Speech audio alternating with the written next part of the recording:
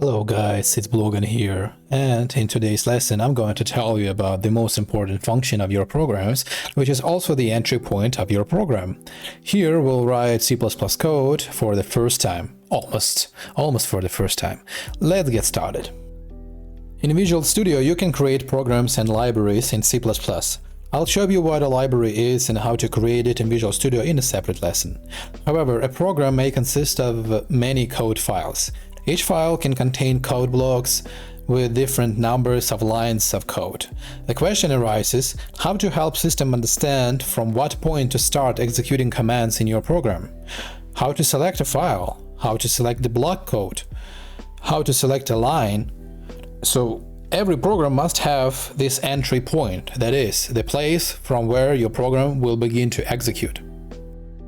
But before you determine the entry point, you must know what building blocks C++ programs are made of. You can write commands in C++. These will be ordinary lines of code like display this text on the screen, let the user enter a number, write the information to this variable, and so on. All these commands must be contained in special entities called functions. A function is a named block of code that can get some initial information, do some work, and return the result of its work. And all this is not necessary. That is, the function may not get information, the function may not return a result. The main thing is that a function is a named block of code. That is, several lines are taken that do one common job and put into a function. This function is given some name that briefly describes the meaning of this function. You can't write C++ programs without using functions. Functions, in turn, can be placed in other entities, for example, namespaces, classes, structures. There will be lessons on each of these entities in the future, so don't worry about it just yet. So, the entry point of the program must be a function. That is, we need to write at least one function so that we can run our program. But that's not all. Since a program can have any number of functions, we need to somehow explain to the operating system which function to start the program with. And the developers of the C++ language decided that in order for the system to understand which function to start executing the program with, you must call one function main. Moreover, the name must have only small letters. The compiler will find this function, define it as the entry one, and the operating system will begin executing the program from it. That's why in the previous lesson I wrote the function main. This function didn't do anything, but thanks to its existence, we were able to run the program. Let me write again what I wrote in that lesson. Here we see several things. As I said earlier, each function has its own name. The name of this function is main. Also, each function can receive data. These data are described in round brackets. If there is nothing between them, then the function doesn't get any information. I also said that each function can return the result of its work. By this, I mean some value, such as a number. In my code, the type of this value is determined by the first word, int. Int means integer, meaning my main function returns a number after it finishes running. Also, each function can have a set of commands. These commands are written inside curly braces. I don't have anything between them, which means my function doesn't execute any commands. It turns out that now it's just a dummy. However, this is the minimum code thanks to which we can run C++ programs. Let's try changing the name of the function and running the program. You'll see an error saying that the compiler cannot find the main function. That is, its search is built into it, and if it's not there, the program has no entry point. Let's try to remove the function result type. Look at the error. You are told that a function must have a result type, but you missed it. Let's bring it back. If you remove its name, the compiler won't understand what you write at all. If you remove one parenthesis, it will also throw errors, but not ones that you'll understand. The thing is that now the compiler thinks it's a global variable. He doesn't understand that you forgot to write the closing parentheses. Therefore, as I said in the previous lesson, the compiler will often describe your errors in a way that you won't understand. Therefore, you need to independently figure out where you went wrong and understand how to fix it. At least thanks to the compiler, you know the approximate location of your error. You can write commands inside each function.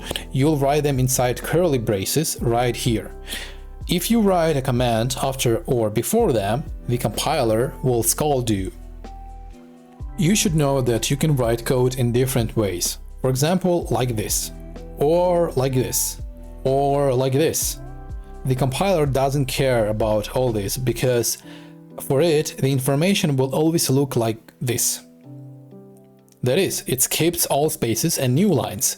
Accordingly, we can write code so that it's clearer to us and so that it's beautiful for us.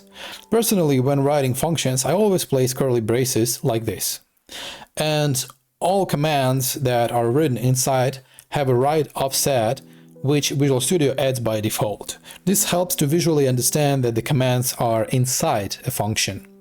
Visual Studio has a code alignment feature where it tries to format your text in a way that's common practice in many places. It's located in Edit, Advanced, Format Document. If you write this code and click here, the program will align the text for me. It can't align everything properly, but I use this feature all the time by pressing the combination Ctrl+K+D. Let's return to the main function. It can be written in several ways. The first one looks like this: int main return 0. Here you create a function that doesn't receive any information and returns an integer back to the system. Thanks to the return 0 command, you explicitly specify this number. If we run the program, we'll see that the function returns 0. If we change this value here, we'll see that it returns that too. This is the most standard type of main function that I'll always use. The second one looks like this, without explicitly specifying the return value. In this case, the Visual Studio compiler will automatically add this command during compilation, but you may be working with compilers that don't complete this line for you, causing you to get an error, so try not to write like this. In the third option, you change the return type of your function to void. Void means the function doesn't return any information. But the thing is that this doesn't work with the main function. If I run the program, I'll still see the value 0 because the Visual Studio compiler itself changes void to int and adds return 0 command. Also try not to get used to this spelling because you can work with compilers that don't change this word and will output your error is that your function is of the wrong type. In all three options, our function didn't get any information, but it can get one, so you also see this version of this function or this one. In both versions, the main function receives information from the operating system. We won't analyze it, this is a matter for a separate lesson, which I'll show in the future. Since I won't be sending information to my main function in almost all of the lessons, I'll leave these parentheses empty.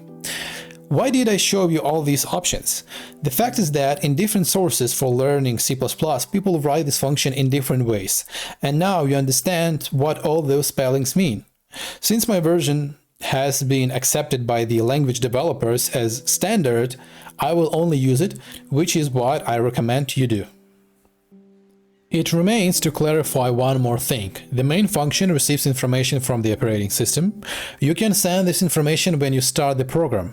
I'll tell you how to do this in a separate lesson. The main function also returns the result of its work back to the operating system. This is to ensure that you, the user of this program, understand how it ended.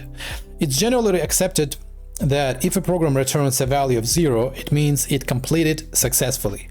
Any other value means something went wrong. For example, if the program returned the value 1, then something is wrong with the memory. If 2, there is something wrong with the files, and so on. You can analyze this value in another program, but we won't need this information throughout the course. The main takeaway from this lesson is that every C++ program must have a main function so that the operating system knows where to start executing commands. Each function is a named block of code that can accept information, execute commands, and return information. The main function can be written in different ways, but it's advisable to write it in the form in which I showed it in this lesson. In the next lesson, we'll start writing our first commands. We'll write all of them inside the main function. When we get to the lesson where I show in detail how to write other functions, we'll move beyond the main function. Also in this lesson, I'll show you how to display information on the screen, specifically text. We'll include our first file and use the cout tool. And that's the end of this lesson. Thank you for watching. If you like this video, you can support me by liking this video, writing a comment under it, subscribing to the channel, donating using the link in the video description, or becoming a sponsor of my channel. All these things popularize my channel and motivate me to continue recording lessons for you. Goodbye.